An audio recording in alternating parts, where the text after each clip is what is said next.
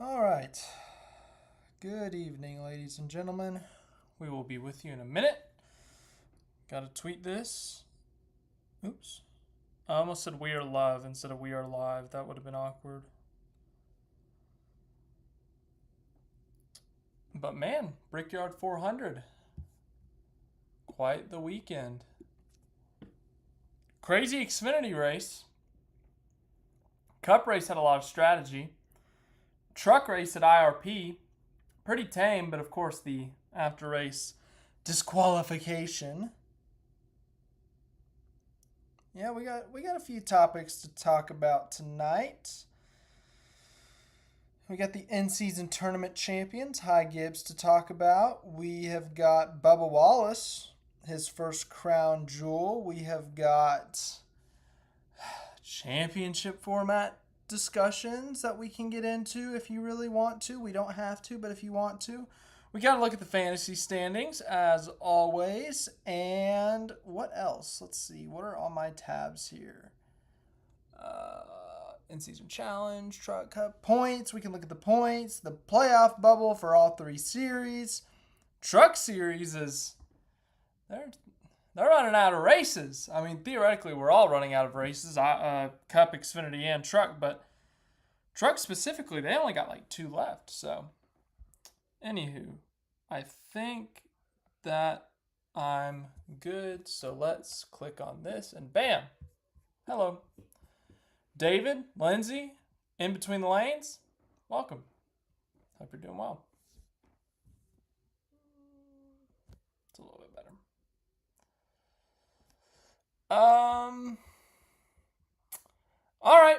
All right, we can jump straight into that. Lindsay brings it up first. Austin Hill, ladies and gentlemen. Austin Hill. Actually, let's go to the points first. So right here, we come over here. Austin Hill, 5th in the points. Having a solid season. He's got 3 wins. He's led a bunch of laps. He's won, 6 stages? Like, they've had a really solid season up to this point. RCR in the Xfinity series, at least. They've had a solid season. Well, for Austin Hill, that could all be undone tomorrow or Wednesday, depending on when the penalty report comes out. Because Austin Hill on Saturday. On Saturday, for those of you who missed it, Austin Hill seemingly intentionally wrecked Eric Almirola. High speed, Indianapolis, the big track, 2.5 miles. He makes a fantastic save. I mean, I'm assuming you guys have seen the race, but if not, he makes a fantastic save, holds the car for about a second, and then turns a hard left, clips Eric Almirola. Almirola goes head on into the wall. Caution. It ends up ending both of their days. Hill had a bunch of damage that probably would have hindered his day, but NASCAR was not happy with what they saw, so they decided to park him for 5 laps. So yeah, Austin Hill, that was, if that truly was intentional, which he immediately got on the radio, said it wasn't. Richard Childress defending Austin Hill with his life, as Richard Childress does with his drivers. But yeah, obviously if that's intentional. That was dumb, to say the least. We'll see what NASCAR decides. I thought it looked pretty bad. Some people may not think it looked that bad. I was listening to Denny Hamlin's podcast. Denny Hamlin did not sound completely sold that it was intentional. I mean, he said, yeah, it looks bad, but, you know, there's for sure a chance that when he straightened his hands out on the wheel, like he lets go of the wheel to try to, you know, maneuver around, try to save it. And when he gets his hand back on the wheel and thinks he's straight, he's actually pointed left and he's turning down into Almirola, which makes it look worse than it is. But I just don't know. It looked so bad. So, yeah, this could be a season-altering move by Austin Hill. Lose all your playoff. I mean, they're still in the playoffs, and when we look at the playoff grid in the Xfinity series, I mean, realistically, they're better than most of the teams. Playoff picture, here we go. I mean, I think the 88 and the 7, I think we can confidently say are better than Austin Hill right now. At time, Austin Hill and Jesse Love have kind of split. Like, at times, Austin Hill's better. At times, Jesse Love's better. It kind of just depends. But then, like, Austin Hill's better than Brandon Jones, better than Sammy Smith, better than Nick Sanchez, better than Sam Mayer, better than Carson Quat. Like, I would say Austin Hill's fighting for the third best in the Xfinity Series right now. So make it to that championship 4 in Phoenix. He's got a shot at the championship for the second straight year. But if you don't have those playoff points, you have a couple things not go your way in a round, and all of a sudden Brandon Jones picks up a couple of top fives and you're in trouble. Or not even Brandon Jones. That's like for the round of 8. Or Sheldon Creed finally gets his first career win in the playoffs, and suddenly you're below the cutoff line. So, yeah, it's, once again, I think it looks really bad. I think Austin Hill's kind of screwed here. I think he's going to end up getting a suspension. If he doesn't get a suspension, I would be very surprised. But the reasoning would be they don't want to take away all of his playoff points because of the new ruling. And they might just give him a 50-point penalty, and they might dock 5 playoff points or something. So, if we're going off the precedent set a couple of years ago when Bubba first did it and then when Chase Elliott followed it up, I think it's a suspension. But because of this new rule, the new rule could completely change the punishment for this crime. Or maybe there's some data saying that it wasn't intentional. Like, let's say he did have the wheel straightened out, something went awry and he was spinning. I don't know. I really don't know how to defend it. I'm trying to come up with a good counter argument, a good way to show that it wasn't intentional, but it was pretty bad. So Austin Hill, there's a chance he's sitting on his couch watching Iowa from home.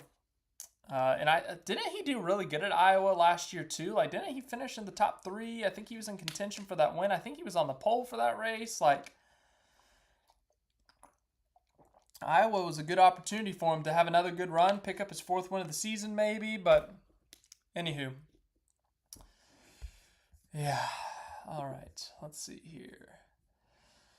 David thinks that William Byron will still win the regular season championship. Well, he's lost the lead 2 weeks ago, but he cut back into Chase Elliott's lead with all the stage points. He could have had the lead if he didn't run out of fuel on the last lap. I see a comment on it, so I'll wait to get into it, but Zero Apex, good day. In between lanes says Heim time regular season. Yeah, so Corey Heim clinched the regular season championship. If this was a full season points format, like, Corey Heim would clinch this thing with like 5 races to go. So, Corey Heim's killing everyone in the truck series. We really don't need to, we've discussed it all season, but he's got a giant points lead. He's got the most wins by double. He's got the most top 5s by almost double over Lane Riggs and Daniel Hemrick here. He's got the most top 10s. That's a closer number than I actually thought. He's got the most laps led by almost 5 times, I'm pretty sure. He's got the most playoff points by almost 3 times. I mean, just statistically, for the 3rd straight year, Corey Heim's kind of killing everyone. So we'll see if he gets it done this year. Once again, we will get into it, but the championship format. Hello, Jamie from Lake Norman. Hope you're doing well. How about suspending Richard Childress? Well, Richard Childress did not instruct Austin Hill to wreck Eric Almirola, so I don't think you can suspend Richard Childress there. In his post-race interview, he didn't really say anything egregious either. What Austin Hill said on the radio was more egregious, which, you know, heat of the moment, you say things, it's whatever. I don't think it's that deep for what Austin Hill said, but I mean, it's not pretty. I'm not going to sit here and tell you like, yeah, he for sure should have said that, but heat of the moment, athlete, you're under the helmet, still in the car, things happen very quickly. Not the wrecking part, the cursing out NASCAR part. The wrecking part, if he intentionally wrecked him, there's no excuse for that. Denver, good day. Yeah. Once again, Austin Hill, if that was intentional, that was bad. He should be parked a race. He should suffer the consequences like we saw Chase Elliott and Bubba Wallace have to suffer. What we saw Matt Kenseth, Kyle Busch. I mean, hell, I'm a Jeff Gordon fan, and back in 2012 when I was 12 years old and he intentionally wrecked Boyer, I'm a stupid 12-year-old. I was like, yeah, Boyer, you deserve that. How dare you wreck Jeff Gordon? Looking back at it now, God, they should have suspended Gordon for that. I still don't know how he didn't get suspended for that. But I mean, yeah, NASCAR's shown time and time again. You intentionally wreck someone, you intentionally end someone's day, you're out the next week, with the exception of the Gordon case, which once again, I don't know how he survived that, because, I mean, Kenseth suspended, Bubba suspended, Elliott suspended. Like, yeah, man, just don't know how. I really don't see Austin Hill avoiding a suspension. I've already got a thumbnail made. Not even going to lie to you guys. I've already got a thumbnail made.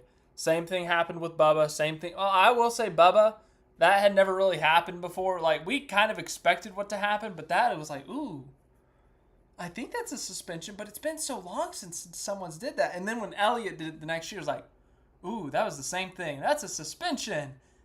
Fire up the thumbnail, get it ready for Tuesday or Wednesday or whenever. And, yeah, so Austin Hill, I got the thumbnail ready. All right, Pastel Ninja K. Pastel Ninja K is going to spark a debate here. I'm just kidding. It's in our tabs, guys. It says, I'm new to your channel. Well, welcome. I have noticed, Pastel Ninja K, you have been here the past few weeks. So you're new within like a month, maybe 2 months. So it's not like this is your first time here. So welcome. Glad you could make it. Glad everyone could make it. Thank you for supporting. Thank you for being here. Thank you for sparking the debates that we go through every week. And we're about to hit a big one. Have to ask, because of the discussion this week, are you pro or anti-playoffs, and what is your ideal championship format? Well, I am hard-headed, and I'm not a fan of the playoffs. I think a full season format is the perfect solution. Yes, every once in a while you're going to have someone run away. Like if this was 5 years ago when we're in the Gen 6, Kyle Larson has 10 wins. He's going to clinch the championship with 4 races to go because he's been killing everyone all year. That's going to happen. You appreciate dominance. You know, you look at F1 and Verstappen wins 4 straight championships. He averages 10 wins a year, and it's like, kind of getting tired of this guy winning. Like, same thing with Lewis Hamilton, same thing with Michael Schumacher. Like, in F1, like, that happens all the time. But then you have a 2021 situation. You have Max Verstappen and Lewis Hamilton freaking equal heading into the last race. It makes for an iconic, very memorable, not just like an epic championship battle, it's an all-time championship battle. And when you look at NASCAR, and NASCAR was the first motorsport to kind of step out and try something different. No other motorsport, to my knowledge, maybe NHRA because they do the head-to-head matchups, so that makes sense.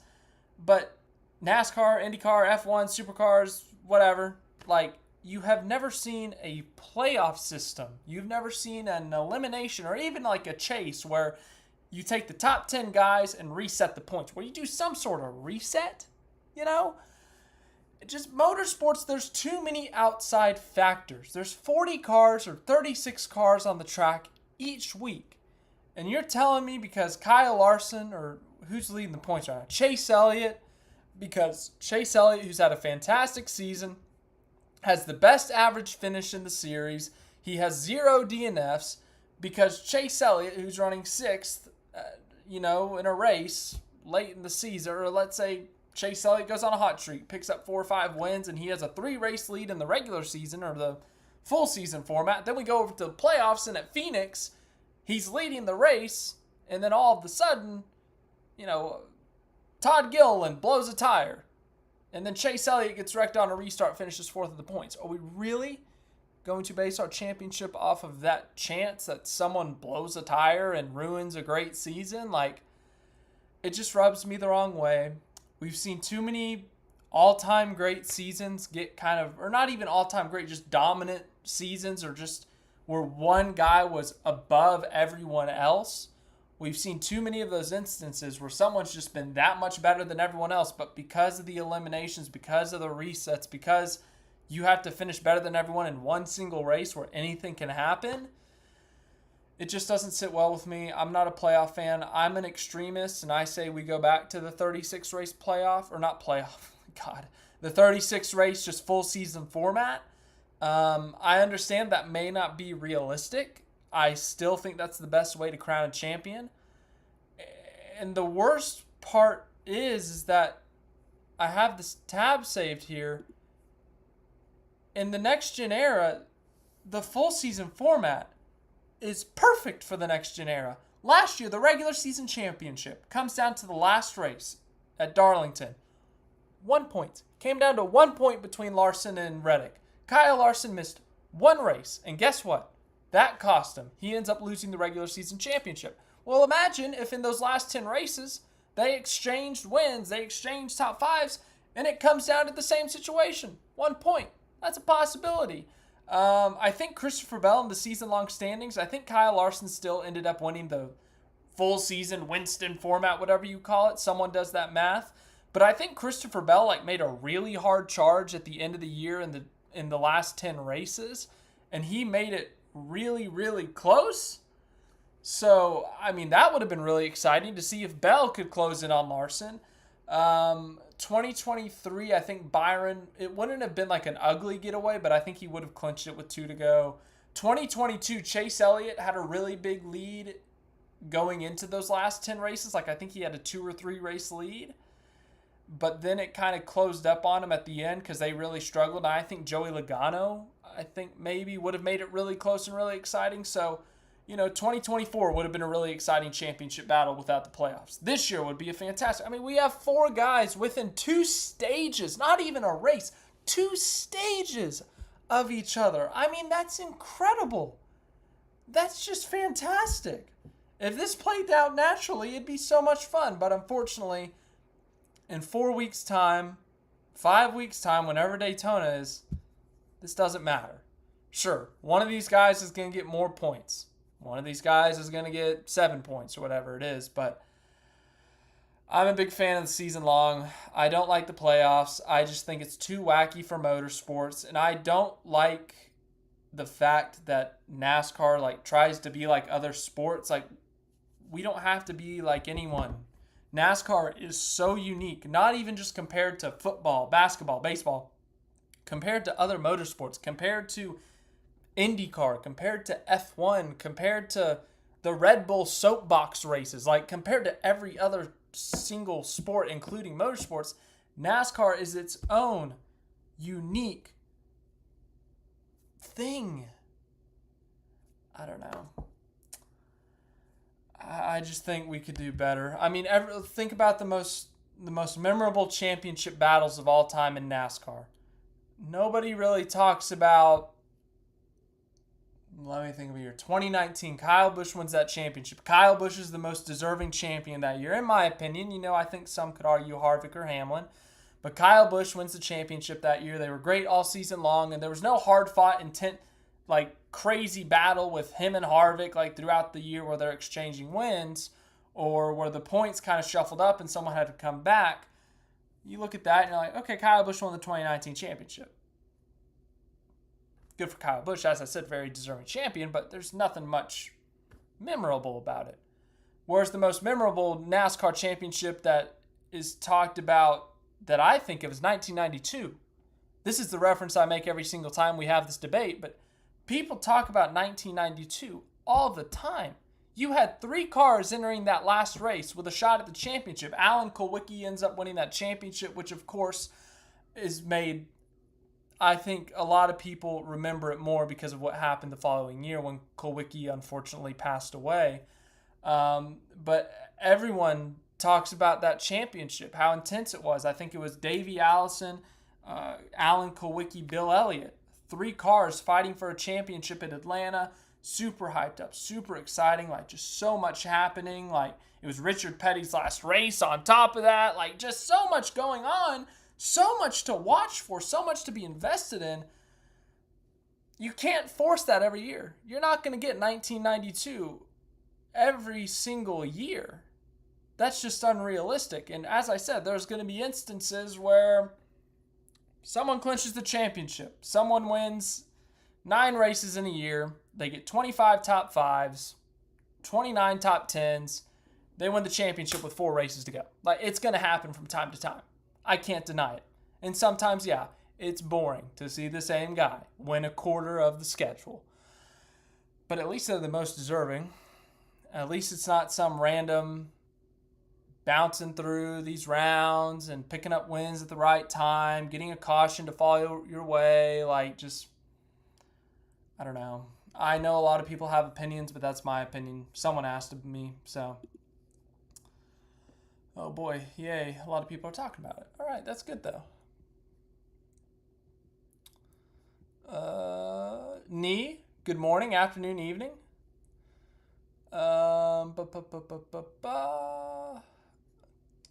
Jamie says that Chase Elliott will win the regular season championship and the overall championship. I mean, yeah, if this was a season long, I think Elliott would have a great shot at the championship. I think he's got a great shot at the regular season. Playoffs, though, he doesn't have a lot of playoff points. I think that's his biggest detriment right now.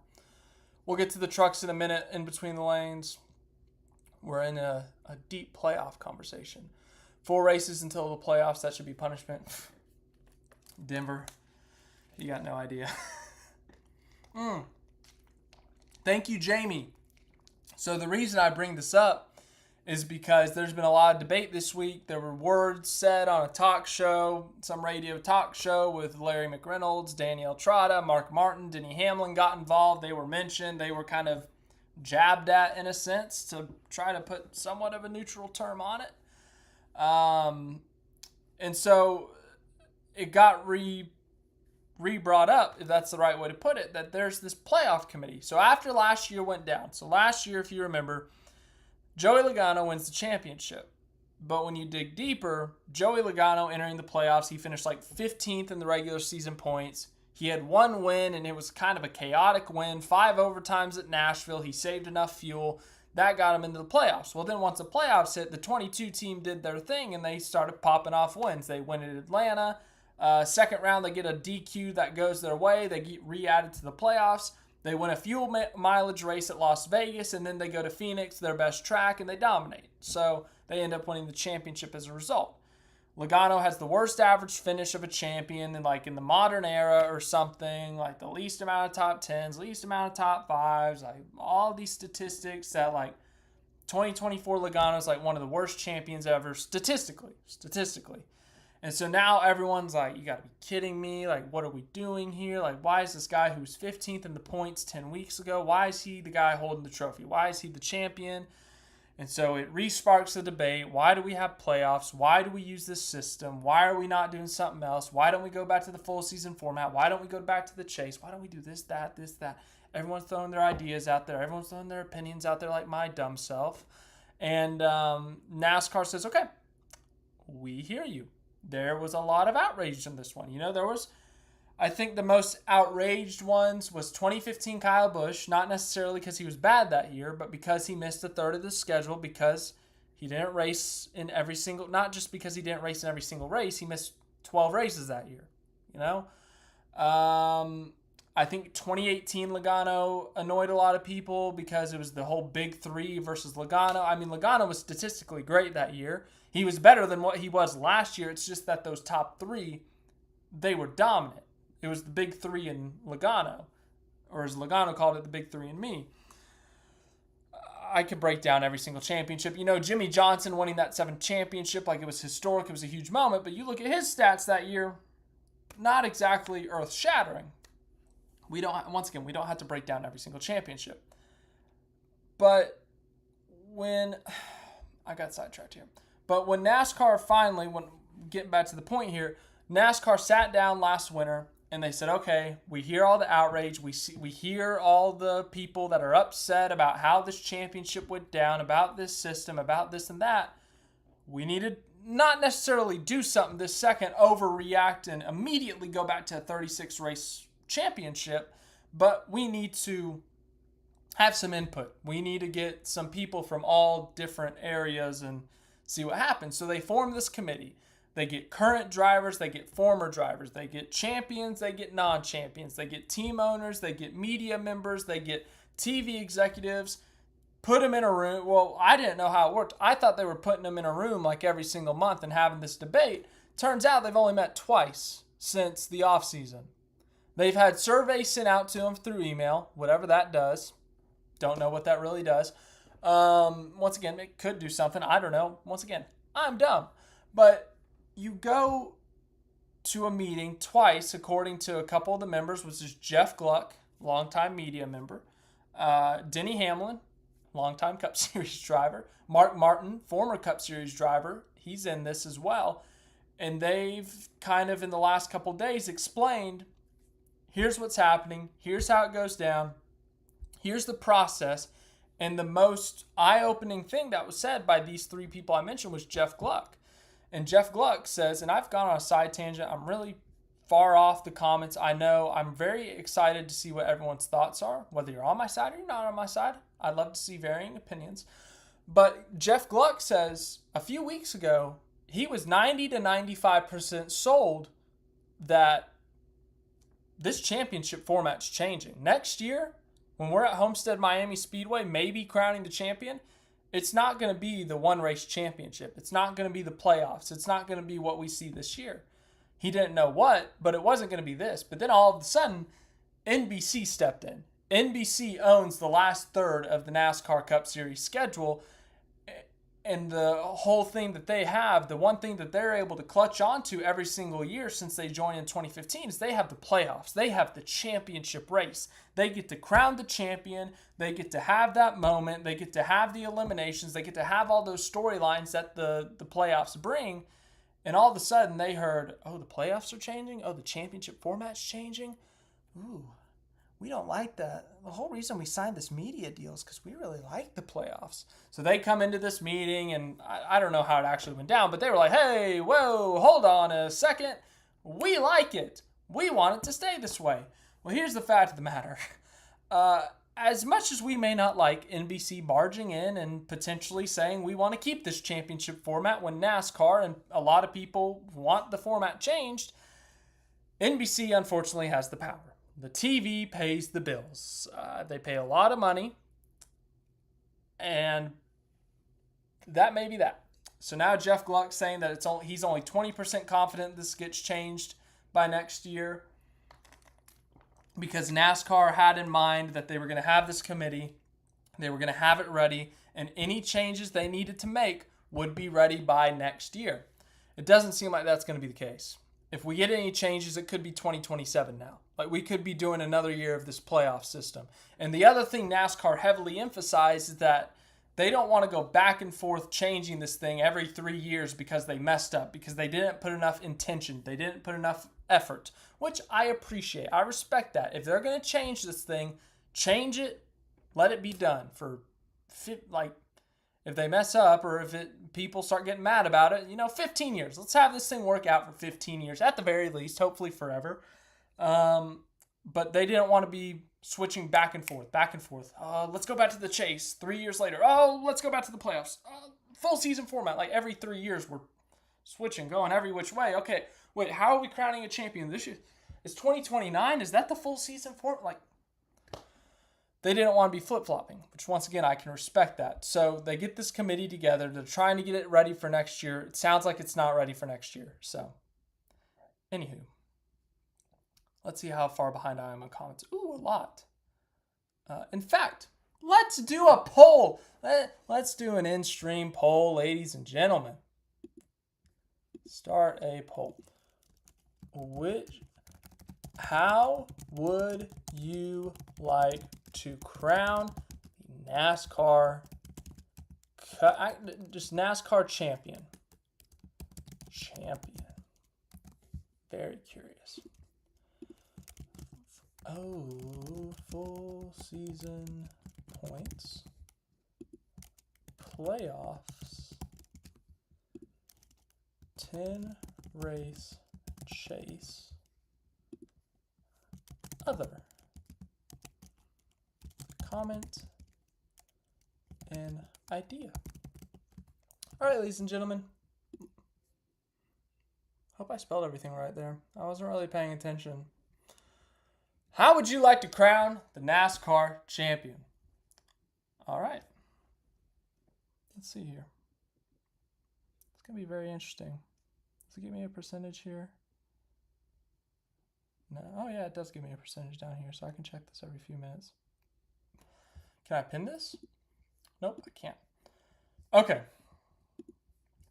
Okay, once again, I'm really far behind on comments. I got really sidetracked in that whole playoff debate.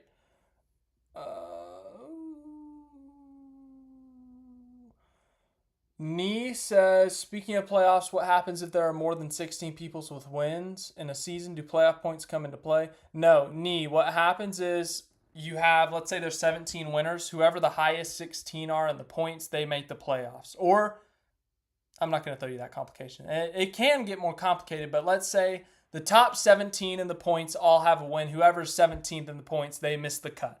Whoever's the lowest in the points with a win misses the cut in that situation. Denver says 24 race regular season. The winner of the regular season gets an automatic spot in the round of 12 and have three race championship 4 rounds, 1 short track, 1.5 mile oval, and 1 road course. Well, Denver, this is an idea that's been thrown around a lot where we give the regular season champion a bunch of extra bonus points. We just overload him with bonus points so he can make the championship 4. Okay, that sounds great and all, but that hasn't been the problem. 2024 regular season champion Tyler Reddick made the championship 4. 2023 regular season champion William Byron made the championship 4. 2022 regular season champion Chase Elliott made the championship 4. 2021 Kyle Larson. The only exception that I can think of on the top of my head is 2020 Kevin Harvick, because Kevin Harvick, who was having a historic season. He won 9 races that year, would have walked away with the championship. I think Denny Hamlin might have given him a run for his money, but he would have ended up winning that championship. Kevin Harvick won the regular season championship and did not make the Final 4, despite having 70 or something bonus points. But I'm pretty sure every other year in this system, the regular season champion has made the Final 4, except for 2014 Gordon, 2020 Harvick. 2015, I think, was... Man, who won the regular season in 2015? Harvick? I think Harvick did. So Harvick made the Final 4 in 2015. 2016, I think it was Logano or Kyle Busch. They both made the Final 4. 2017, Truex won the championship. He won the regular season championship. He did that. 2018 was the big 3. They all made the championship 4. 2019, Kyle Busch, I think he won the regular season and the playoffs, so he made it. And then 2020 Harvick, and then we already went through the others. So Gordon and Harvick are the only 2 regular season champions to not win the or to not even make the championship 4. So once again, I just the regular season champion, you could give him 1,000 bonus points. They're still going to make the Final 4. There's going to be an odd situation every once in a while where they miss it, but when it comes down to the one race, things happen, you know? So, get rid of winning you're in. I'm for it. Get rid of winning you're in. Jamie, I'm going to disagree with you here. I think stages are fine. Just get rid of the stage cautions. I appreciate the stages because they award consistency, because they just give some sort of positive, what's the right word? They give reward for running well during the race.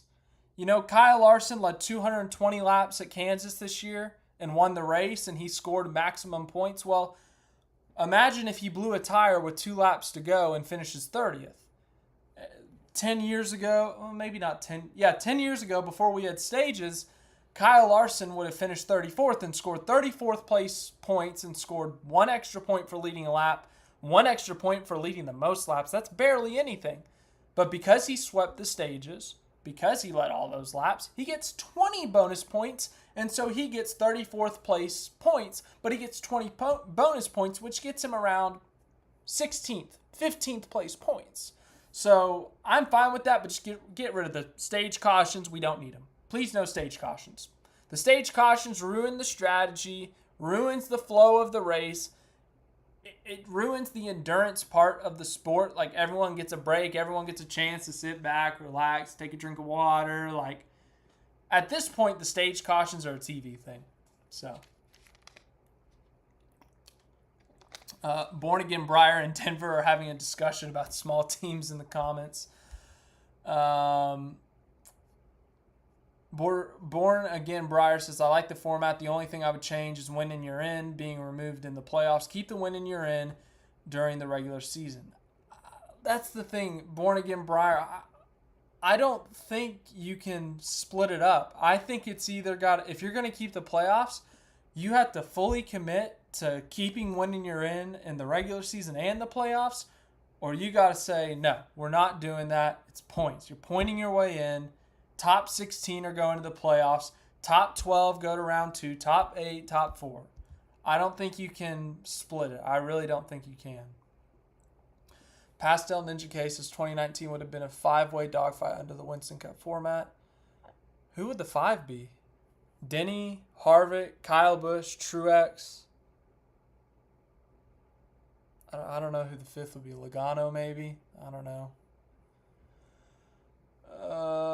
Yep, NBC's back this weekend. Speaking of the irony. We'll talk about TNT here in a bit. I want to get through this playoff debate, this championship debate. Let's see what the poll's at right now. Full season points has 39% of the votes through 18 votes. Playoffs has 28. 10 race chase 11. Other has 22. All right. Keep voting, guys. In fact, I may make it a poll in my YouTube post.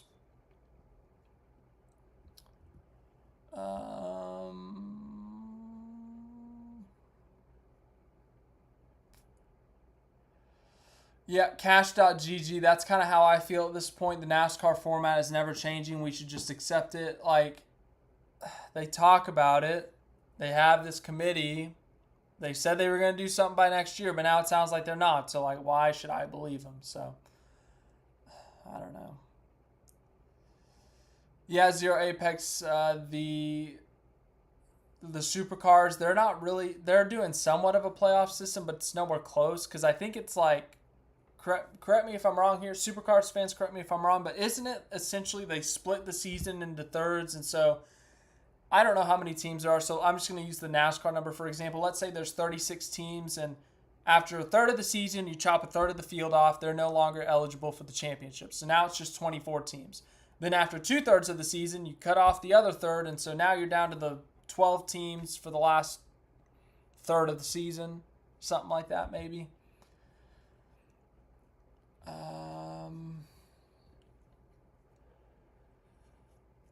Supercar playoffs looks good on paper. No winning you're in. Once again, yeah. Yeah, Ryan Newman 2014. If he won that championship the first year, I mean, Ryan Newman's stats in 2014 were not good. He had no wins. He had like 13 top 10s. Like, if I go to Racing Reference, whereas Gordon had like 25 top 10s, 4 wins, won the regular season championship, led the points all year. But because this was before playoff points, this is when it was really jacked up. Gordon missed the Final Four that year, and of course he went on to dominate Homestead. He didn't win, but yeah. So Ryan Newman in 2014 had 5 top 5s, 16 top 10s, no wins. Finished second in the points with a 12.7 average finish. 12.7 is actually not that bad, but he only led 41 laps that year. If he had beat Kevin Harvick, if Kevin Harvick had run into the wall that last lap, Ryan Newman would have won the championship only of leading 42 laps.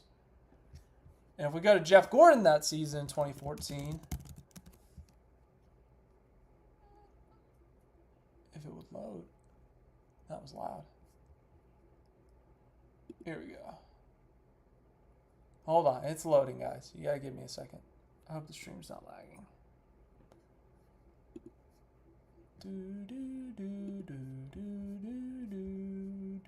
Okay, Jeff Gordon.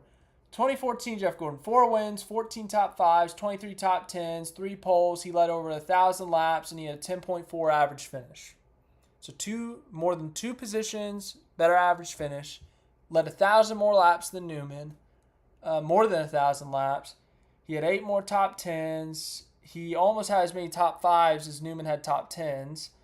And obviously 4 wins. And as I said, led the points the entire year. So, but who cares? Who cares? Oh my God, yeah. Dude, if Shane Van Gisbergen somehow finds a way to win the championship after sitting in the mid to late 20s and 30s all season long, like that should not be happening. Speaking of, we get to do a SVG recap for the first time in a month. Like almost to the day. Lindsay says, have the trucks be the test pilot for the new format. That's actually not a bad idea. But the problem is, like, the truck has a wider range. You look at Corey Heim, who's just obliterated everyone. You'd have too much of that. I think you could get away with Xfinity being the test team because you got Joe Gibbs, you got JRM, and the trucks, like, just Corey Heim is just... Him and Tricon combined is just too good. Like... I think you just got to start immediately with Cup in the next-gen car with how close the cars are. It makes for a great championship battle like this. But, Brock, welcome. Nah, you're not too late. There's no such thing as too late. In between the lanes, yes, I will. I will watch the MLB Classic from Bristol Motor Speedway. Let's see here. I'm almost caught up, guys. I'm almost caught up.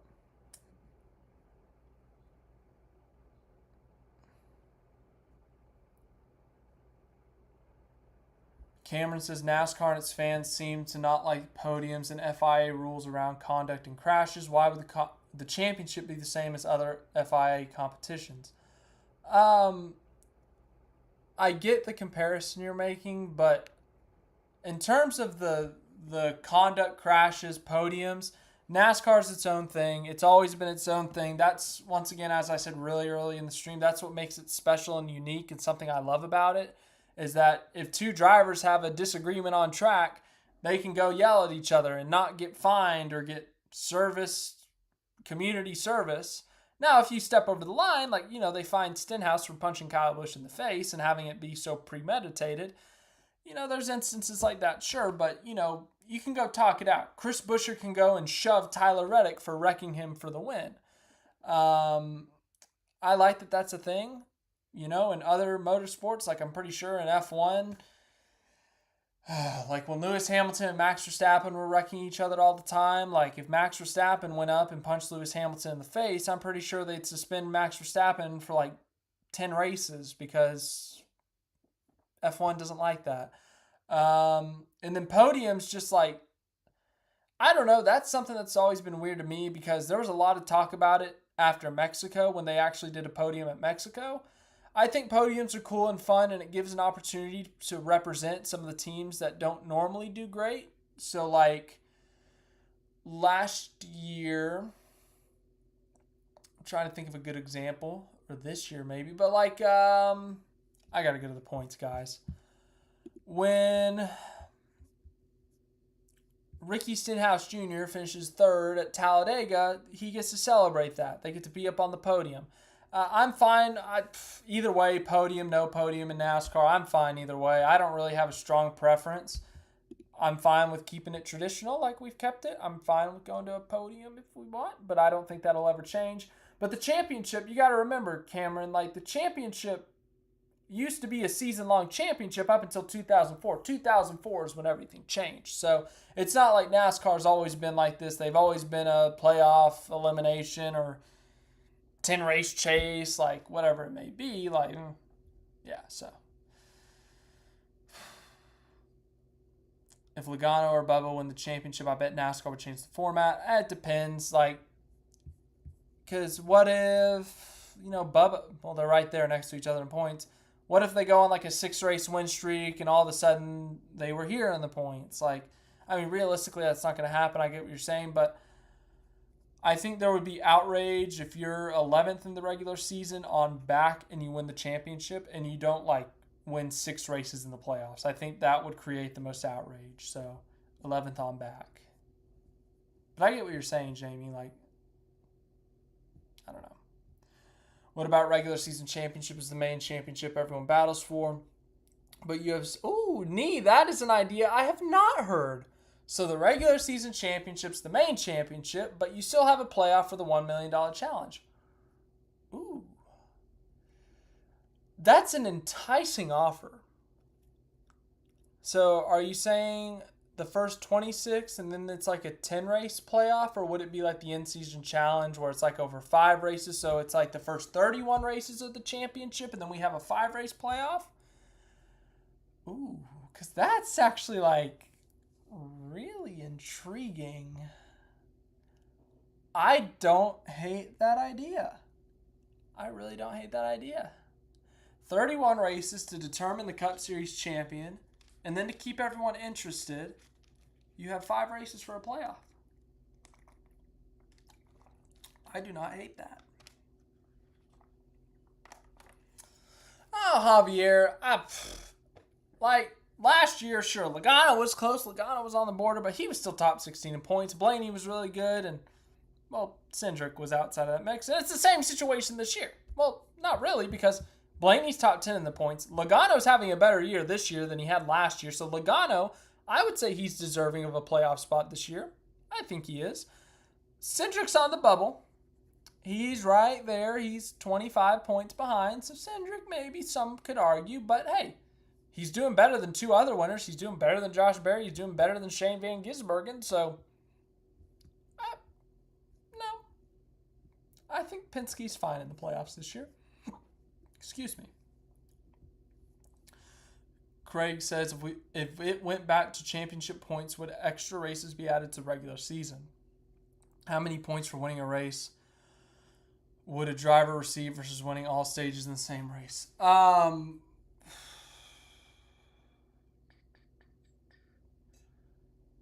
think I understand your question.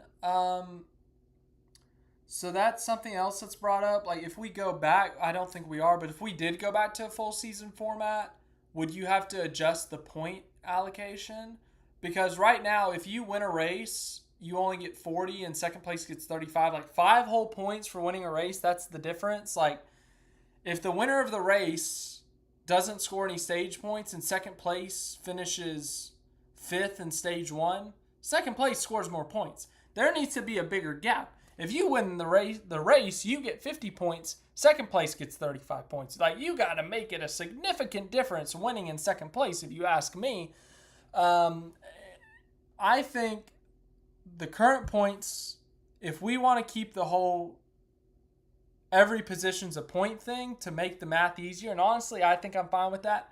I think the winner gets 50 points, second place gets 35 points, then we do 34, blah, blah, blah, blah, blah. But then I really like the idea of bringing back a bonus point for leading a lap. I think that's a good initiative. So some guys, like, for example, Shane Van Gisbergen yesterday. He's running in the teens, late teens, early 20s all day long. No big incentive for that, but if they stay out an extra couple laps compared to Justin Haley when he's running second, they lead a lap, they get a bonus point for that. That's something they could aim for. Sure, they might fall. Instead of finishing 19th, they finish 22nd or 20th or 21st. And I guess in that case, they would just lose that point. But you don't know how it's going to play out. You could still finish 19th, and then all of a sudden you lead that lap, you get an extra bonus point. You get 18th place points. So I like that incentive. And then I think the stage points stay the same. That's fine by me. But if you lead the most laps, you get 5 bonus points. So theoretically, if you lead the most laps, you get 5 points. You get 1 point for leading a lap. That's 6 points. You get 20 points for winning the stages. That's 26 points. And then you win the race and you get 50. That's 76 points. And then you get the fastest lap. That's 77 points.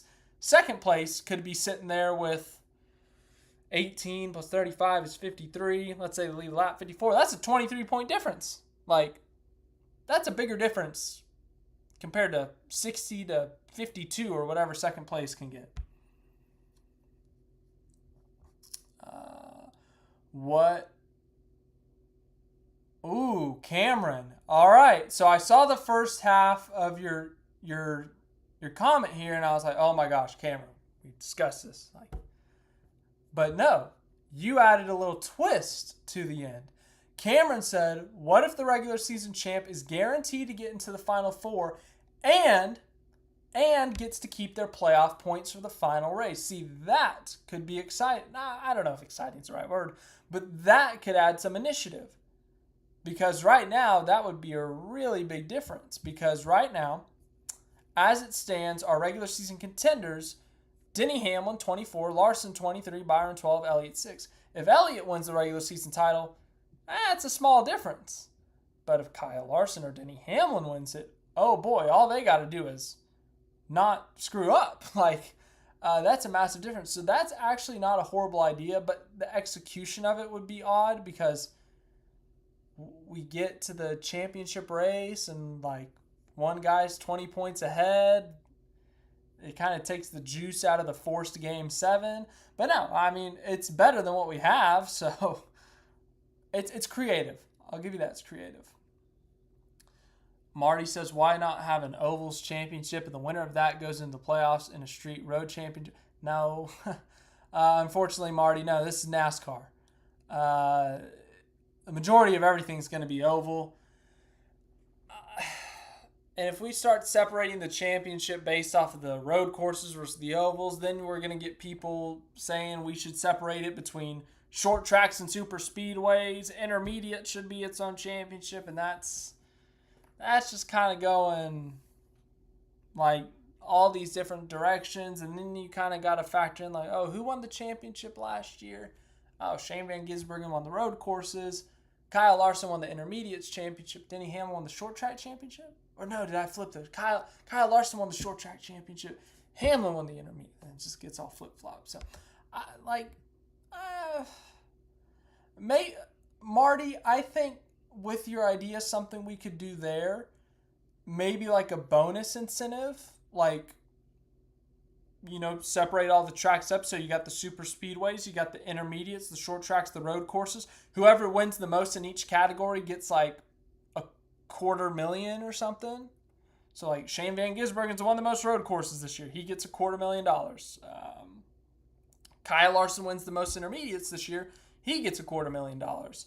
Denny Hamlin wins the most short tracks. He gets $250,000.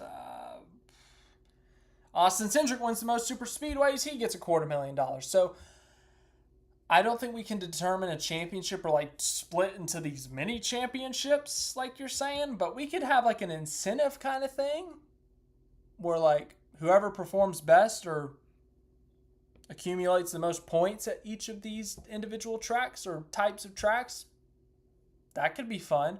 But it could also add a complication, and there's math involved. But I think that could be fun if it was a side quest kind of thing, incentive, as opposed to a separate championship with all this things on the line. Jamie brings it up. We've had all this championship talk. We actually crowned a champion this weekend at Indianapolis. Ty Gibbs, ladies and gentlemen.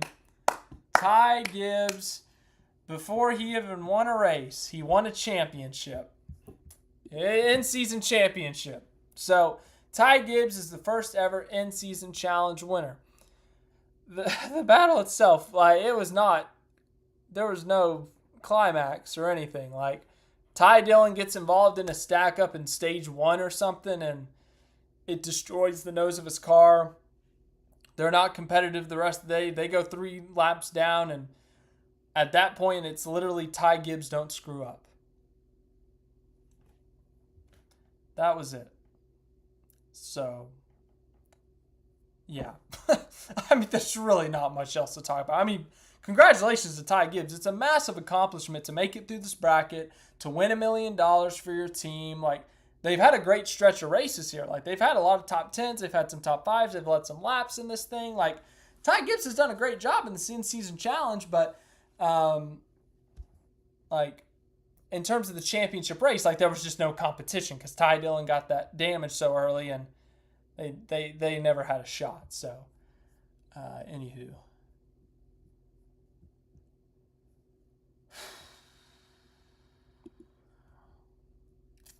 In my weekly NASCAR Fan Council survey, I suggested the in-season challenge consists of 2 races during each broadcast partner leg of the season next year.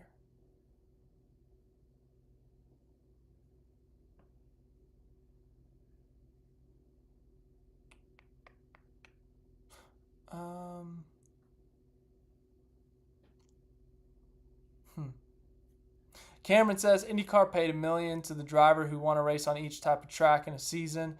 Newgarden won. I forgot that IndyCar did that. That is a fun incentive. Because you look at this year specifically, and you look at some past years. So, Kyle Larson, for example, I think he would... No. Kyle Larson... Those darn super speedways would prevent Kyle Larson from winning it because he won an intermediate in 2021. He won a short track in 2021. He won a road course in 2021, but that super speedway caught him off. William Byron, though, I think in 2023 he would have done it. He won a super speedway at Atlanta. He won an intermediate at Texas. He won a short track at... Did he win at Martinsville in 2023?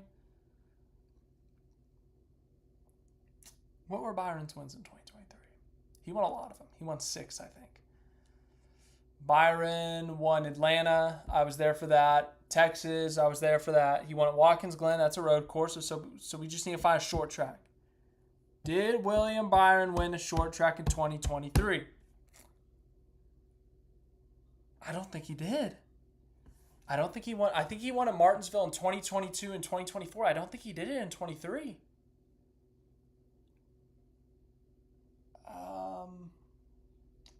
Martinsville. He didn't win Bristol. He's never won at Bristol. He's never won at Richmond. New Hampshire, no. If we even count that. He won at Phoenix. Do we count Phoenix as a short track? Because then that would give him the crown. Denny Hamlin probably did it in like 2019 or 2020. Because 2019 he won the Daytona 500. 2020 he won the Daytona 500. 2020 he won at Dover. That's an intermediate. He won at... Did he win at Bristol that year? I don't think he did. Martinsville? No. He didn't win at Martinsville. Richmond? Who won Richmond 2020? Someone help me out here. Denny might have done it in 2020. 2019. I think he did it in 2019. No. What? I'm so stupid. Denny Hamlin hasn't won a road course in 10 years. So Denny Hamlin, he's out of it. We got to take him out of it. Denny hasn't do it. Kyle Larson hasn't done it. Chase Elliott. Okay, Chase Elliott. He's our next guy. We know he's won on a road course. So 2018, 2019, 2020, 2021. Those are the years he's won on road courses. 2020 was the year he won the championship. He won at Charlotte that year. He won at Martinsville that year. He won a road course. I don't think he won a super speedway that year. 2019, he won at Talladega. There's your super speedway. Watkins Glen's your road course. Did he win a third race in 2019? Kansas, maybe? There's your intermediate. That's all I got. We could go through this all. Okay, 2022 Chase Elliott. Well, he hasn't won a road course in the next gen, so that's a problem solved there. Anywho, we could do this through every driver. Let's stop here. Whew. Ooh, Marty says he actually likes the way the playoff rules operate right now. Why change it? Interesting, Marty. I'm glad you like it. I'm glad you enjoy it. I'm not a fan, but I'm glad someone else enjoys it. I'm glad it's you, Marty.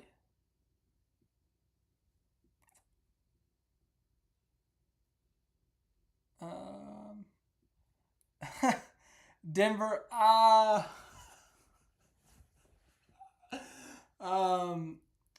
I don't think the commissioner doesn't usually, or the president, whatever Steve Phelps is, he doesn't usually present a trophy unless it's like a championship or it's something like this. So I don't think it's that abnormal that he didn't give Bubba Wallace a trophy. Plus, I did see a video of Steve Phelps. He did congratulate Bubba Wallace on the win. So he didn't give him a trophy, but he did congratulate him. So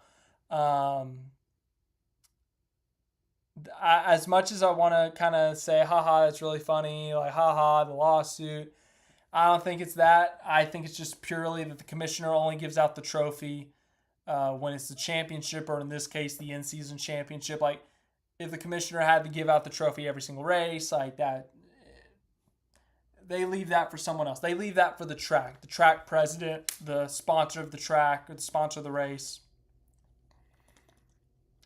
So,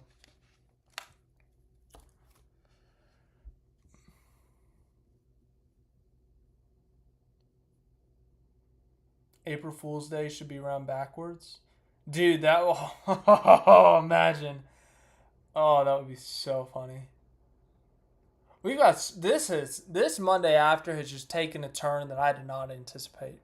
We got to do the SVG recap. It's been an hour. We got to do the SVG recap honestly at this point. I might just do it like recorded. I might just rotate my light over here, rotate my chair, and I might just do a video form. Or I might just record. I don't know what I'm going to do. We'll do it at some point. Oh, Jamie brought it up for the second straight week. Guess who didn't suck at fantasy, ladies and gentlemen? That's right.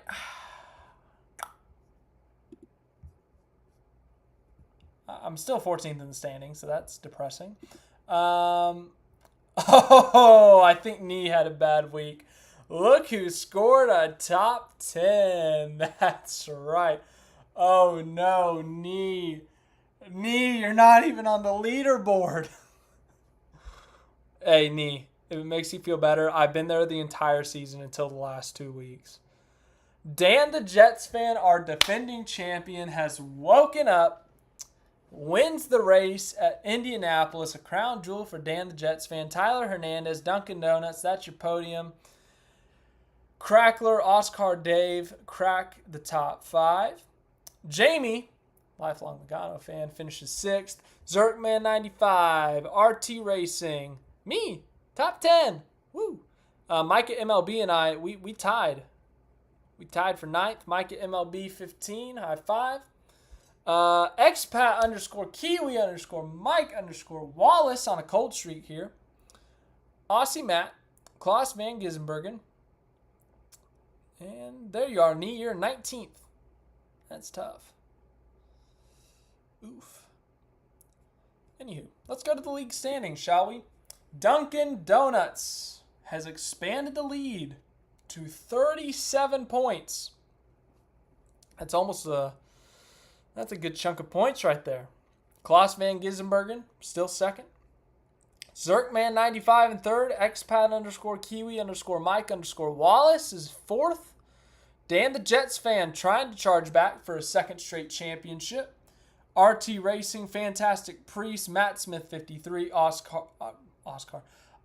Matt is 9th. Tyler Hernandez 6th is 10th. Zero Apex, Hell on Wheels 24. Mike at MLB 15. Of course, we tied in points this week. We're 13th and 14th in the standings.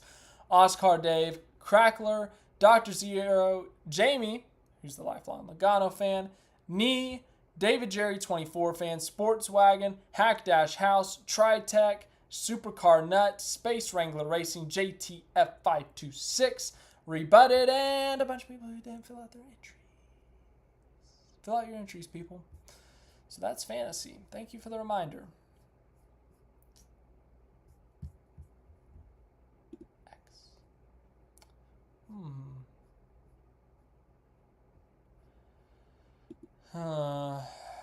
Is it time for the SVG recap, ladies and gentlemen? I think it's time. Hold on. Let me log onto my iPod phone here and mark this. All right, okay.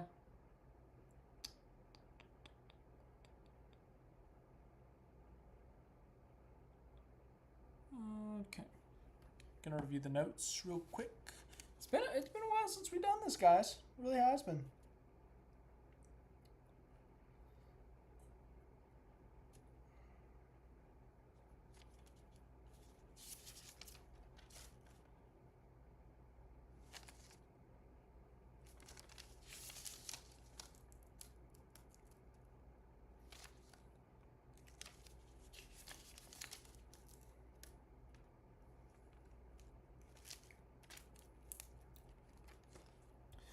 All right, ladies and gentlemen.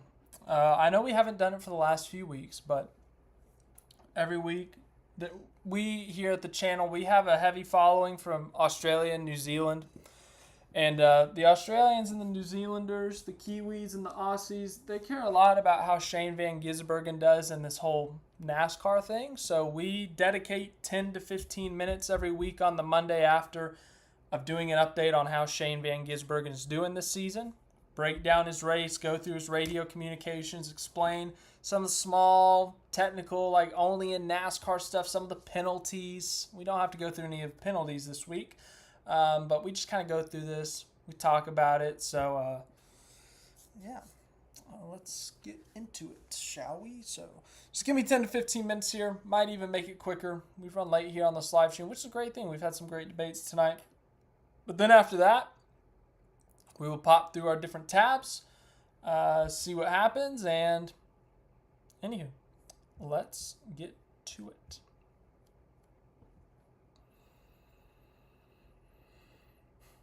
It has been a while since we've done this in this format with everything. I think it's this way.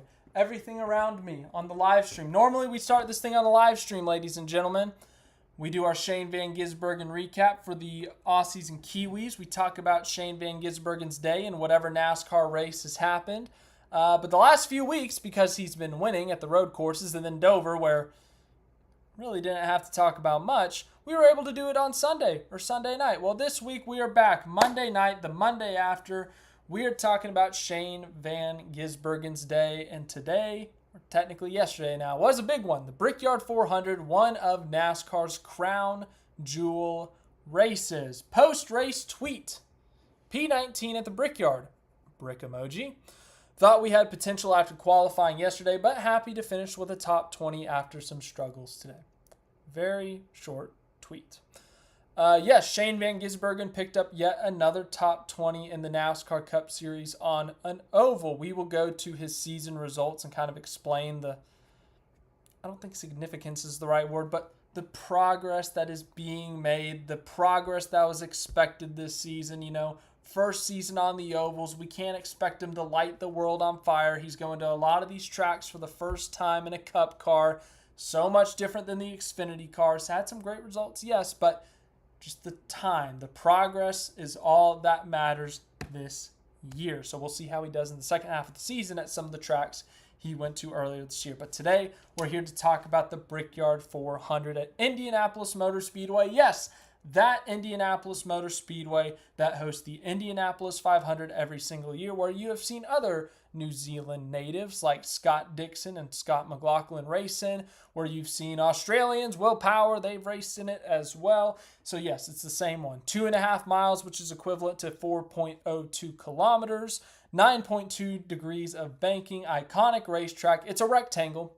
Technically, I think it's a quad oval, but it's a rectangle. Rectangle is more fun. They have a secondary spotter at this track, very similar to Pocono, very similar to the road courses, because the spotter cannot see the entire track. You can't see every single inch. So you throw a secondary spotter up somewhere at the track to help, because the pagoda kind of blocks the view of stuff. Who was that secondary spotter? Why am I talking about a secondary spotter so much? Who cares about the secondary spotter? I'm sure he's done nothing in NASCAR before. Oh, it was Connor Zilisch. Yeah, I guess that guy's done. He's done some stuff recently. He's won 3 straight Xfinity races. He's won 5 this season. I guess he's kind of important. Anywho, sorry. Connor Zilisch was the secondary spotter. Just wanted to point that out. Just thought that was really interesting. But Shane Van Gisbergen at the Brickyard. If you remember last season in the Xfinity Series. Now, the Xfinity Series runs a super speedway package, very similar to Atlanta, Daytona, Talladega, where it's essentially you're flooring it through the entire lap. There's a little bit of lifting, sure, but it's pack racing. No one can really separate from the field. You're relying on the draft. You're relying on the air, whereas in the Cup car, you're braking. You have a brake marker. You're saving, your tires, all that kind of stuff. So it's more like an intermediate track, but it's a very unique intermediate track, if you will. But Shane Van Gisbergen had his best oval qualifying session of the season. Yes, last week at Dover, he started 6th. He did not qualify, though. That was based off of the metric because of how well he did at Sonoma. This was a pure qualifying effort. He made his qualifying lap, went really fast, and he qualified 11th. His best ever qualifying effort in the Cup Series on an oval. So good start to the weekend for Shane Van Gisbergen. Lap 9 was the first radio communication from Shane Van Gisbergen. He said, starting to get some rear movement, but it's not terrible. So good start to the race. They had a really good first stint. They ran 12th like the entire first stint. Really good speed, staying competitive, staying up at the front, kind of being in contention for stage points. But it's the end of the stage that went down for the 88 team. So lap 18, there was a caution. Ross Chastain, SVG's teammate, got wrecked. So that was something. They started using code words. I don't know what any of the code words mean, but the code word was Toronto, like the city in Canada. Thought that was interesting. They end up making a 2-tire pit stop because at Indianapolis, I said, yes, you have to manage your tires, and yes, you do, but tires did not mean anything yesterday. Track position is key. It's really hard to pass in the Cup Series cars at Indianapolis. So when you can get track position, you can take it. So 18 laps at any other track, Darlington, Texas, Kansas, like Martinsville, you're putting 4 tires on probably after 18 laps, unless it's like a 2-lap shootout.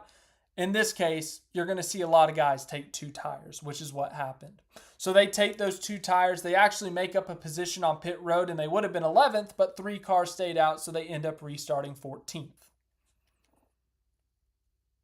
And then on the ensuing restart, Shane Van Gisbergen tried to clear Austin Dillon. He was not clear of Austin Dillon, so he kind of had to not swerve, but he had to maneuver where he didn't wreck himself or Austin Dillon. But as a result, momentum is such a big part of this racetrack. If you have a bad turn, it's going to mess up your next 2. It's going to mess up your next long straight, and you're going to lose all this momentum. You're going to lose all these positions. That's exactly what happened. SVG was not able to clear Austin Dillon. He had to lift off the gas. He had to go to the second lane. This is a single lane racetrack. If you're not on the bottom of the racetrack, you're going slow, ladies and gentlemen. And that's exactly what happened. He goes from P14 to P18 in just a handful of one corner, really. Suddenly you're playing defense, trying to get back in a groove, trying to get back in a swing of things. And then it also didn't help that 13 laps later, he says, I've lost all my balance. He's experiencing everything. He mentioned tight, he mentioned loose, he mentioned free, he mentioned everything that he was feeling in the car because everything was happening according to him. Still 18th at the time, but then the struggle bus happened. He said that he had no grip. He said that he had no power down the straight. And by lap 34, 35, they started giving up a lot of positions.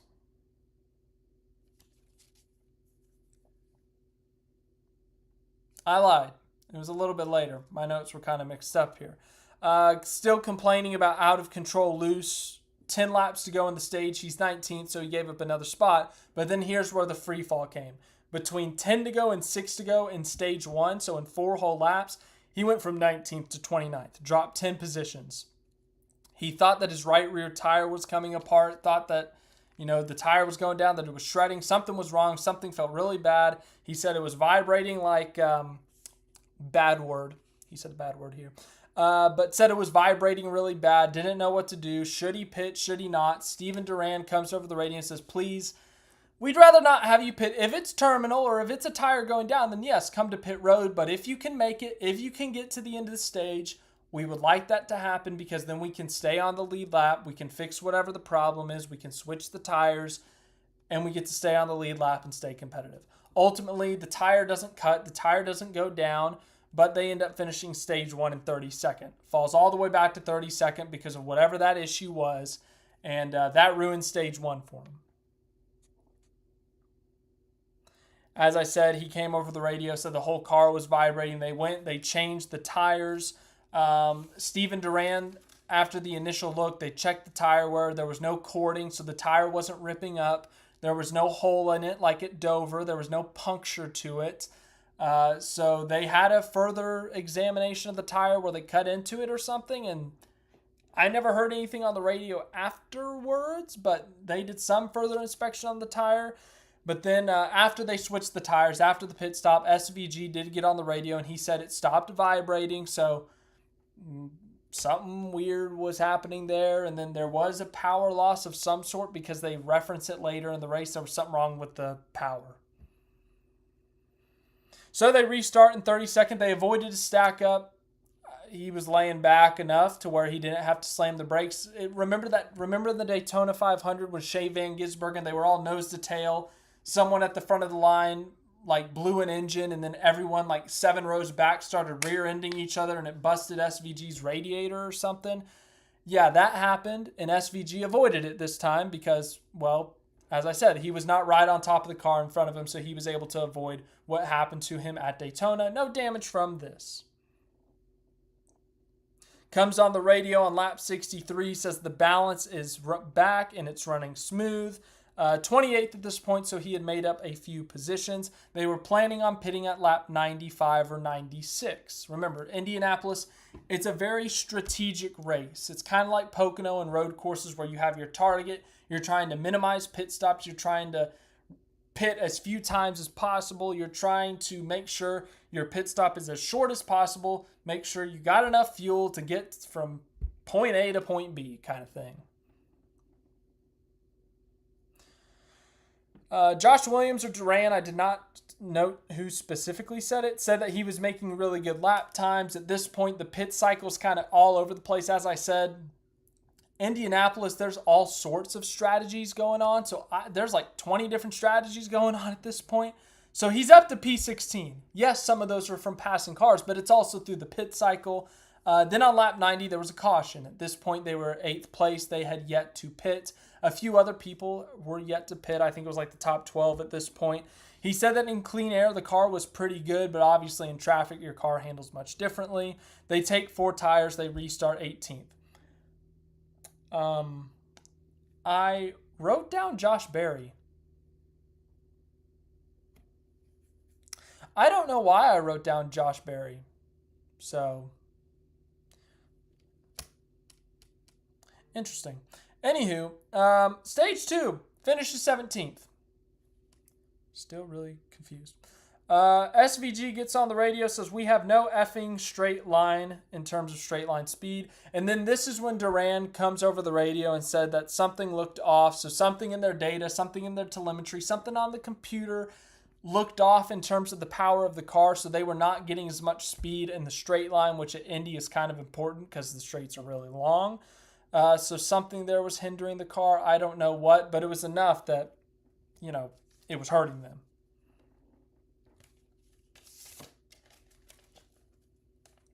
So they stay out. They end up restarting 14th. They only need one more stop at this point. Once again, everyone's on their alternate strategies, but at this point of the race, everyone only needs one stop. But it's a matter of when. The pit cycle kind of began with 45 laps to go. The first few cars pitted at that point, but there were some cars who stretched it to 20 to go. So, this is a long pit cycle. Well, SVG was one of the last ones to pit. 44 to go. He said that he was happy to run long and that he was feeling a little bit free. At this point, they were 17th. This is 45 to go when the pit cycle kind of began. Then with 37 to go, they were second place. This is the highest they ran. And yes, it was through the pit cycle, so you got to factor that in. But this is when they pitted. 37 laps to go. They took 4 tires, filled it up on fuel. They had a little bit of a slow stop that lost them some positions, but it did get them extra fuel, so they had that going for them. 6 laps to go. Caution. It started raining. HBO Max said he was running 23rd, but HBO Max also said it was 17 to go with 6 to go, so it took a minute for it to stop glitching out. They were 21st. They stayed out. They restarted 16th. NASCAR overtime strikes. SVG has to dodge a wreck. Couple cars die in the process, so another caution. Another overtime has to happen. SVG gets on the radio, said he needed new tires. He had no grip, so they went ahead. They pitted. They got some fresh tires. They restarted 21st, but they were only able to get up to 19th. So SVG gets a top 20, but it was a very up and down day. The highs of starting 11th, qualifying 11th, running in the top 15 for the first stint. Then the car falls off a cliff for the second half of the stage. Everything goes wrong within just a few laps. Then they're able to kind of play the strategy to get back into the top 15. Then a late race caution happens, and they're like back in the 20s, and he gets back to 19th. Like, just, they're down on power. Like, just up and down day for Shane Van Gisbergen. But good for him, because his friend and summer shootout friend/rival Bubba Wallace wins the race, wins the Brickyard 400. He congratulated him after the race. These two have been racing along with Scott McLaughlin in the Legends Car Series, where they have been doing inside the Charlotte Motor Speedway. You got the Legends track. It's like a quarter-mile track, and they do some short track racing. So SVG and Scott McLaughlin, they've been racing there, kind of crafting and perfecting their oval racing, their short track oval racing. And then Bubba Wallace is tagged along, or Bubba Wallace might have initiated this thing, I don't know, but they've been having a lot of fun together racing. They've got to know each other through the summer shootout thing. So cool to see them kind of respecting each other. SVG gave him a little victory bump on the cool down lap as well. So a random friendship, but a fun friendship, I guess. So that's the Shane Van Gisbergen recap. As I said, we haven't done this at the live stream in quite a bit. It's been about a month, but this will probably be a weekly occurrence. I say that. We got Watkins Glen in 2 weeks, so SVG will probably win that, and we'll be back to the normal Sunday race recap. But yeah, anywho, thank you guys for watching this video. I hope you guys enjoyed it, and I'll see you in the next one. I got a live stream I got to get back to. All right. Well, thank you guys. I think I went a little bit over the 15-minute mark, but excuse me. I appreciate you guys letting me do that. I know how much the Aussies and Kiwis care about SVG, so. And they're a really high percentage of my viewership, so I got to appeal to them. And, yeah, I appreciate the support. So, anyways.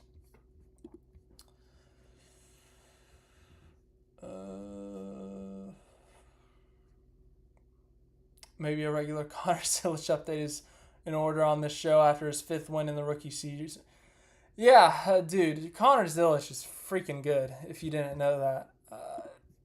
I don't even want to go to, I mean, we know he won the race. I want to go to this.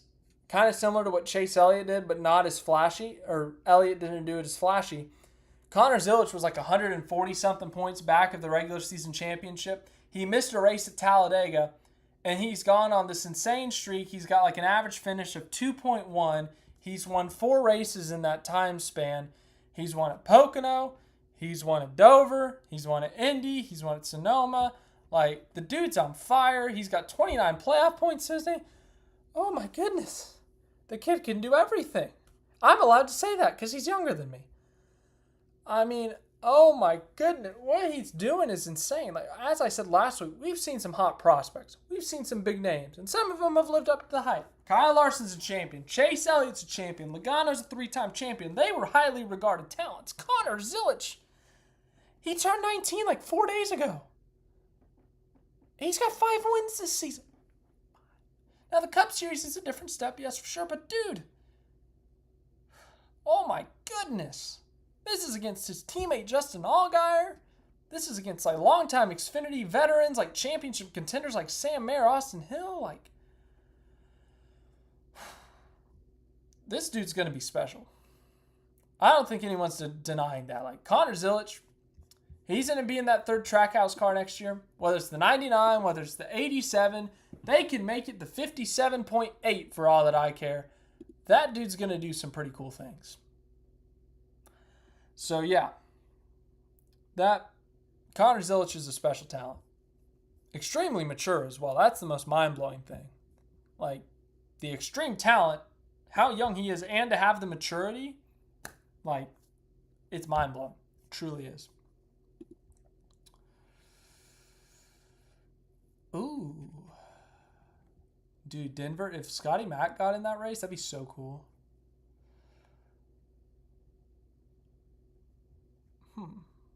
Oh my gosh, Zero Apex. Rant time. As if we didn't talk about the playoffs enough. So Indianapolis Motor Speedway advertised that the Cookie Monster was doing the command for the Brickyard 400.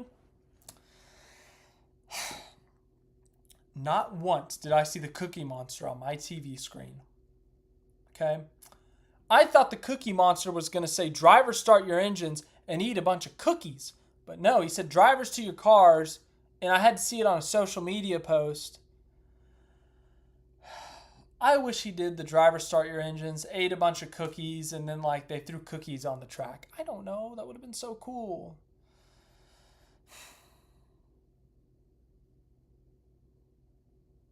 Cookie Monster did a press conference though. That was really funny. That was really cool.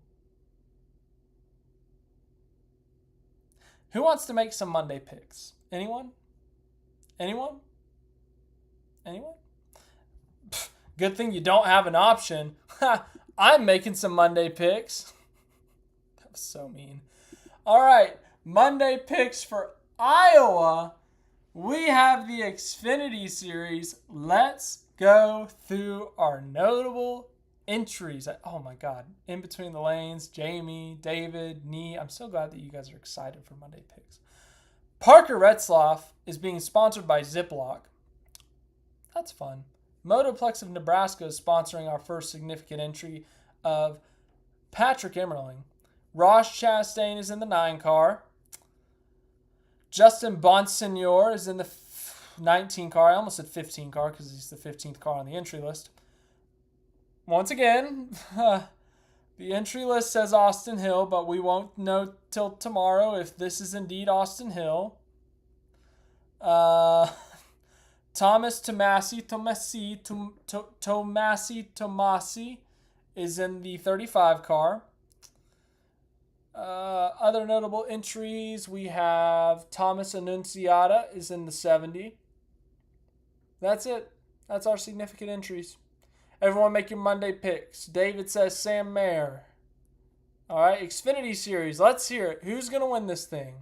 Marty's going to go with Connor Zilisch for 4 in a row. Woof, Knee's going to go with Zilisch.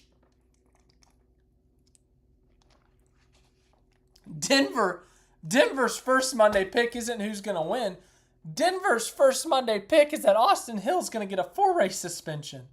But then Denver's going to pick Taylor Gray to win the race. Pastel Ninja K is going to go with the 7 of Justin Allgaier. Jamie is going to go with Zilisch in the KOA car. Andy's going to go with Zilisch. Zero Apex is going to go with Allgaier. I'm not going to lie. I am so tempted to bet not only like against the odds, but to bet against the odds that NASCAR takes action and pick Austin Hill to like just not get suspended and then win and just like piss everyone off. Because I think that would be like, yeah, in between the lanes. You get what I'm saying.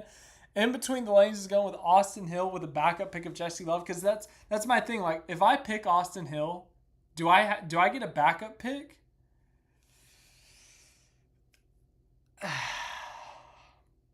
I'm so tempted, man. But honestly, I really think he's getting suspended, so I'm not going to pick him. Otherwise, if I wasn't sold that he was getting suspended, I would honestly. Okay, Jamie says I don't get a backup pick, so I'm not picking Austin Hill. If Jamie says it, I can't do it. I'm going to go with Iowa. The Hawkeyes. Punting is winning. Am I right, Hawkeye fans? Who needs touchdowns when you can punt? Ooh.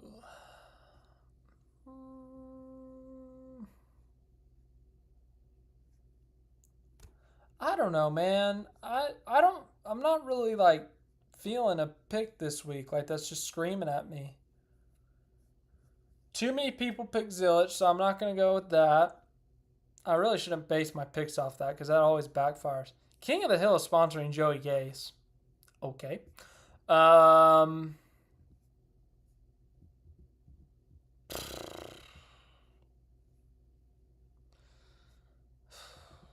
go with Justin Allgaier. It's boring, but Justin Allgaier, that's my Xfinity pick. I could have been fun and picked Austin Hill, and then he gets suspended tomorrow, and I look like an idiot. So I'm just going to go with Allgaier. All right, we only have one notable entry in Cup. So, yeah, everyone get a look at the sponsors. Look at who your favorite driver is going to get sponsored by. If you are a Kyle Larson fan, you already know it. Brad Keselowski fans, it's going to be Solomon Plumbing, Chase Elliott Napa, Ryan Blaney in Wabash, that kind of Navy car. He is the defending winner. Bob's Discount Furniture sponsoring the 11 for the first time. Menards is sponsoring the 21. That's going to look weird. I mean, we saw it with Paul Menard, but just, the next-gen car, it's going to look weird. All True is sponsoring the 23. We haven't even talked about Bubba Wallace's win. What a win for him. I mean, a career-defining win. A Brickyard 400, a crown jewel. I mean, good for him. Ugh, Raptors on the 24.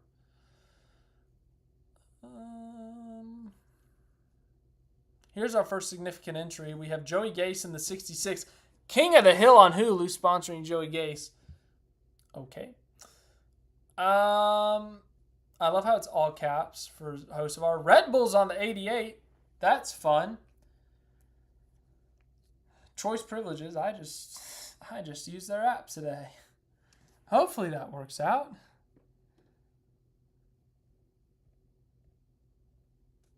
Anywho, let's look at the Monday picks.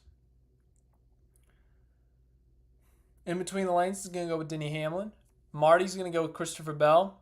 David's going to go with William Byron. Wow, Jamie. Jamie's going with Bubba for back-to-back. John's going with Blaney. Pastel Ninja K is going to go with Elliott. Denver's going to go with Ty Gibbs and SVG getting a top 15. I will say, don't get me wrong, like SVG could go and get a top 15, but whew, you guys remember that SVG Xfinity race weekend? Not the race weekend. He crashed in practice and crashed in the race. Whew, he struggled at Iowa last year. Ooh, Zero Apex says Bowman for the win. All right.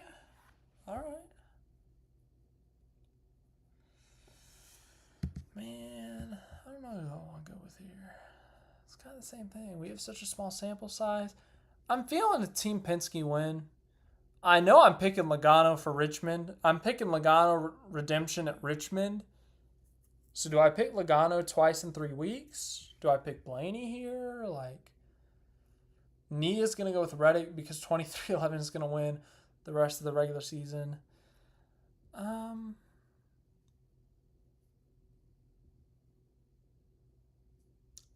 feeling a Penske win. Screw it. I'm going to go with Jamie. You're welcome. Or, sorry. I'm going to go with Joey Logano. Joey Logano's my Monday pick for Iowa. Yeah. That's my Monday pick. Joey Logano. Andy's going to go with Larson. All right. No, David. No backup pick for this one. This is a one and done. This is going to go horribly wrong. It's going to go awful. Paint schemes in between the lanes with the question of the week every single week. Paint schemes from the Brickyard. Gotta admit, it was cool seeing Bubba win his first crown jewel. Not a fan of that paint scheme, though. The Busch Light Lime car was pretty this week. Let me think. What else?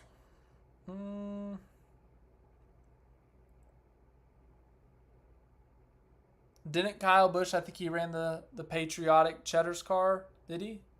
Am I making that up? I can't remember. Oh, yes. Pastel Ninja K. The PPG 21 car was so pretty. So pretty. Love that paint scheme. Trying to think of any other ones.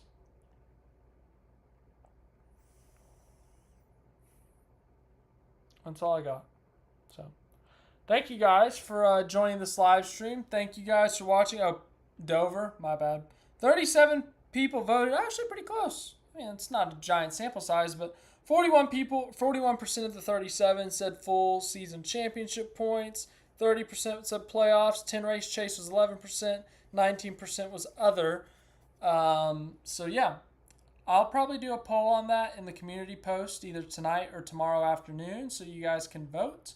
But yeah, thank you guys for watching. Thank you guys for being here. Jamie, In Between the Lanes, Nee, Marty, Pastel Ninja K. You guys are always here. Pastel Ninja K, you're a newbie, but you're not that much of a newbie. You've been here for about a month, I would say. But Jamie, Marty, Andy, Nee, Zero Apex, Denver. Thanks for being here. David